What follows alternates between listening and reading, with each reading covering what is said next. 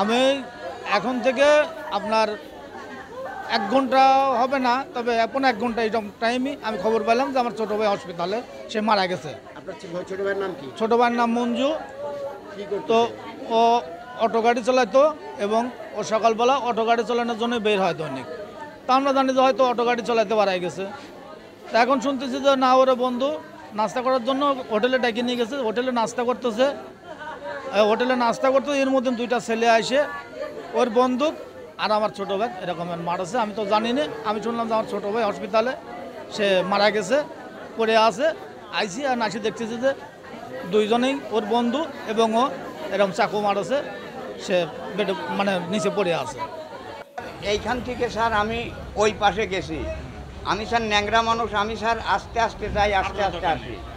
আমি স্যার ওই পাশের থেকে আমি স্যার দেখতেছি এখানে কিছু লোক আছে স্যার। তারপরে আমি স্যার একটা গাড়ি ঢুকলে আমি আর স্যার ভিতরে ঢুকতে পারিনি, গাড়ির লেগে ওই পার খাড়াই রয়েছি স্যার। এখন এসে দেখতেছি যে স্যার আর লোকজন নাই, ওই জায়গা 2টি লোক পড়ে রয়েছে। একজন ওই অনেক মাস্টারি করতো, পয়সা তোলে, একজনের চিনিছি স্যার আর একজনের আমি চিনি নেই স্যার।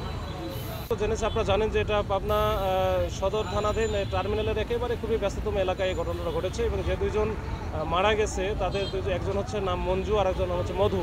এই 2জনই পরিবহন শ্রমিক বলে আমরা জেনেছি প্রাথমিকভাবে।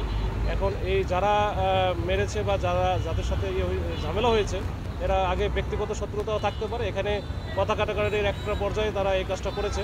এখানে করার পরে এখান থেকে তাদেরকে দ্রুত সদর হাসপাতালে পাঠানো হয়। সদর হাসপাতালে যাওয়ার পরে তারা মারা যায়।